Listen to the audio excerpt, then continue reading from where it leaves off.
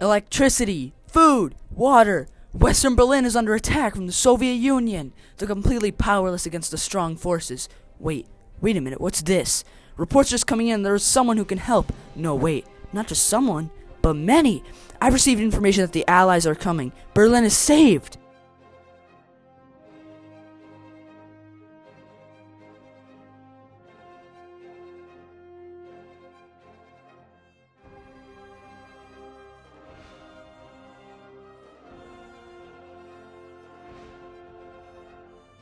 The Berlin Airlift was an event in history that sacrifices would not be in vain.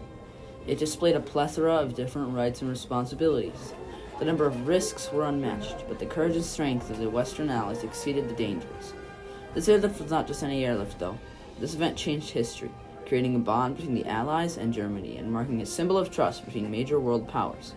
We will show you in this documentary how the Berlin Airlift restored the city, the people's rights, and saved the people themselves.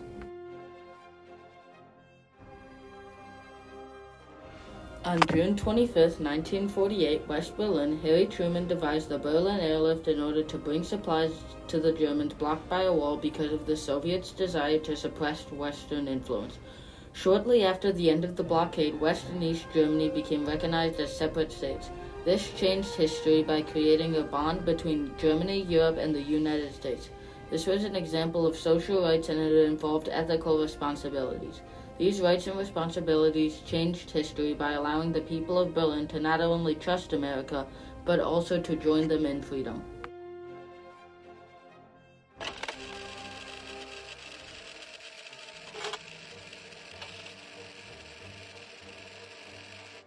After growing tensions from the aftershock of the World Wars, many looked at Germany as a liability, just waiting to burst out. After World War II, the Allies and Soviets were in a conflict and fighting over the reconstruction of Germany, known as the Cold War, which is what caused many parts to be divided, such as the western part of Berlin and eastern part. This division of a US zone and Soviet zone created more conflict. The Cold War was a geopolitical conflict between the United States and the Soviet Union, mainly because economic, political, and ideological competition between the capitalist and communist parties were the real fight.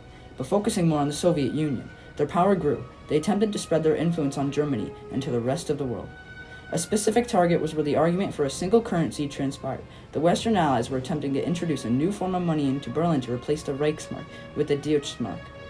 The Soviet Union did not find this suitable for their division. They revolted and started to take over West Berlin, leaving the city in ruin, all people running out of resources.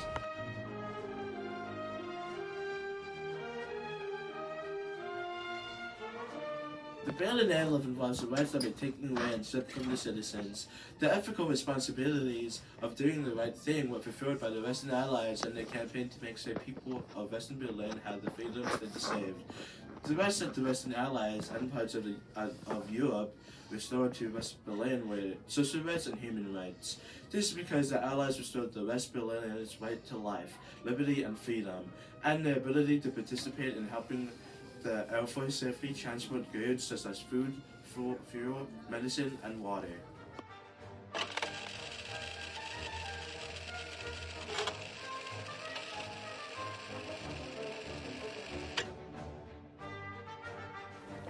The Berlin Airlift began after the city was the victim of the event now known as the Berlin Blockade. The airlift, which was the plan to counteract the blockade, began on June 25, 1948, when General Lucius D. Clay of the U.S. military decided it was time to make a stand and do what was right for the people of West Berlin, initiate a plan to aid them in making it through the blockade. That plan being to supply the whole area of West Berlin with resources such as canned dried eggs, fruit, coffee, drinking chocolate, cheese, general foods to support a sustainable diet were common.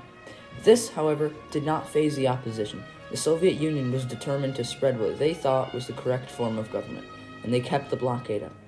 But as the Cold War raged on, more people began to notice the blockade, such as U.S. President Harry S. Truman, who helped Lucius Clay execute the plan, Operation Vittles, and carry it out to Berlin. As the blockade was slowly crumbling, one of the pilots named Gail Halvorson came up with the idea of dropping candy, such as chocolate or chewing gum, down to the citizens, preferably the children who have never tasted it before. He told the children to watch for the plane that wiggled its wings. He did this by literally wiggling the wings. The results were the children of the city giving him the nickname Uncle Wiggly Wings. Eventually, More pilots started to catch what was going on and followed along. These pilots were identified as candy bombers. While the events were unfolding, the Soviets sent fighter planes to buzz the supply planes in an effort to scare them away. This tactic meant to fly near them to scare them off. It didn't work, but there were a few casualties, such as some planes crashing and a fighter colliding with the supply plane.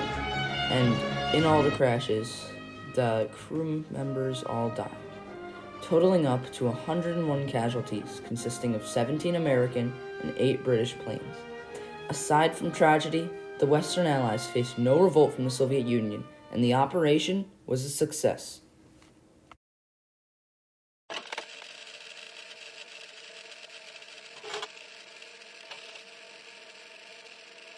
Not long ago, a group we called the Air Corps helped win the war and took a bow.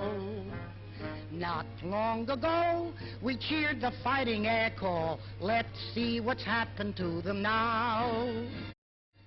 The state of Berlin was greatly impacted by the airlift. Families were saved, and Berlin had its population to stay as a state. The responsibilities that the Western Allies presented to Germany made a change in people's minds. People started realizing they could trust them and no longer rival them, especially after their own lives were at stake and just got saved. With the trust from the Allies, they helped to reconstruct Germany in a way that they all agreed upon. This led to West and East Berlin becoming their own independent states.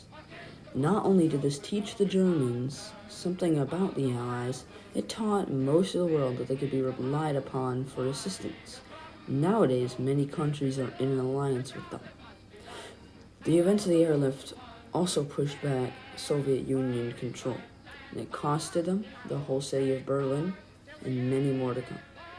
This uniting of the two countries will continue to change many lives through time, as long as they stay as an alliance.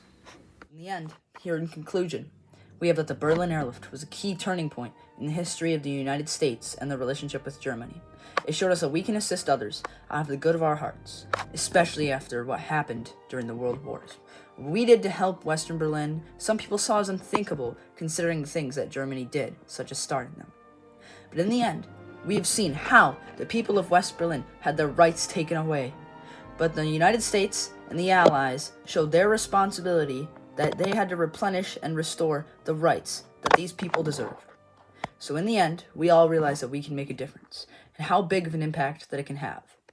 With that, I give thanks to you who's watching, the viewer, and to National History Day for making this documentary possible. Operation Victuals will soon be on our way, with coal and wheat and hay, and everything's okay. Operation Victuals, as in the sky we go, we won't forget to blow a kiss to Uncle Joe, we're growing fonder. Operation Victuals is in the yonder way, and coal and wheat and hay, and everything's okay.